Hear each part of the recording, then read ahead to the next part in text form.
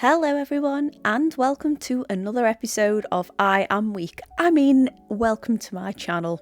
I am Katie and I am also weak. If you're new to the channel, hello, welcome aboard. Please remember to subscribe because if you like videos like this, there will be plenty more in the future and there's quite a few more for you to look at in the past too. Anyway, shameless plug aside, let's talk about why I am weak. I really couldn't resist this one, honestly and truly. As usual, it starts with Jackson's Art Shop. Every Friday they update the sale page and they had a special Caran D'ache sale and I saw these beauties right here and yeah, it had to happen. This beautiful set of 14 gouache pans as well as a little tube of white was on sale and they had been on my radar for a while. Do I need any more gouache? Probably not. But did it stop me anyway? No. Oh, it also comes with a brush as well, but I guess you guys can see that. The colours though were an amazingly vibrant array of deliciousness and I couldn't resist. I also haven't tried gouache in cake form or tablet form like this, especially of a professional quality which you come to expect with Caran D'ache. It surprised me just how quickly the water absorbed into them because they do look like your chalky watercolours, but my goodness, no, they are far from it. The 14 colours we have are yellow, lemon yellow, vermilion, carmine lake, probably said that wrong, magenta, ultramarine, cyan, malachite green, yellow green, emerald green, ochre, brown, grey, black, and of course the white in the tube.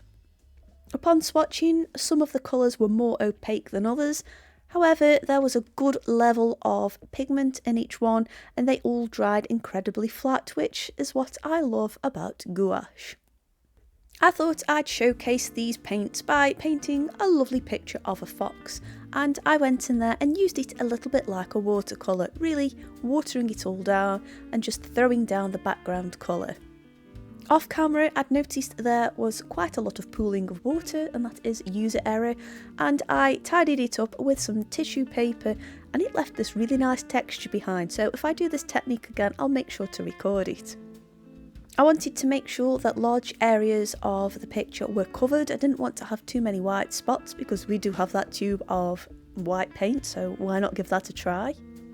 So I watered down that delicious magenta, added a touch of vermilion and that carmine lake colour as well, just to get things started.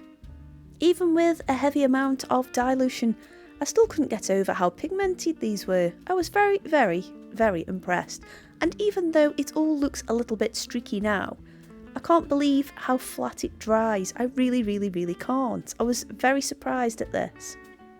Apart from having good experiences with other Caran D'ache products, I really honestly did not know what to expect from these paints.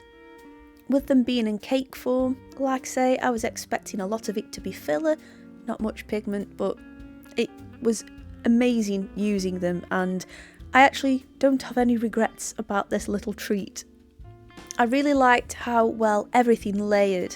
So as you can see, I've got the bulk of the deep colours I wanted to get down there and I go over those darker areas in ultramarine. I didn't want to use black. I thought using an ultramarine would just bring out that depth without it being a little too harsh, and I loved how it didn't activate the colour underneath because that does tend to happen with gouache and I accept that.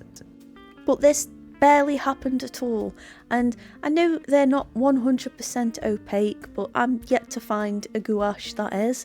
Although saying that though, the Holbein stuff kind of does appeal to me and the acrylic gouache, I'm curious.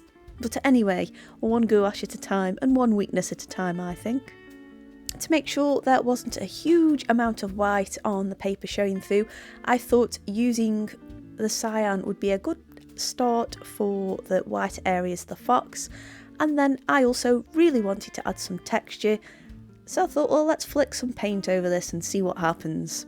because you know what, it's fun and I like messing about and trying stuff with supplies. I thought with this painting I kind of covered all bases, using it like a watercolour, using it quite thickly and splashing it and layering it and using areas where it wasn't layered. I wanted to put this through the test, but I also wanted to make it fun as well. Although it doesn't actually state specifically for each colour what the light fast rating is, it does say in the tin that it has an overall good light fast rating, so that's worth knowing if that's an interest to you. Me personally, if I was going to do anything with this, I'd probably turn it into prints, so that's not really going to be an issue. And because of how beautifully matte this all dried, that makes it ideal for scanning and taking photographs. So they're really good if you've got prints in mind. Now, I did decide to add a little bit of black, especially for the nose and just the darker areas around the nose.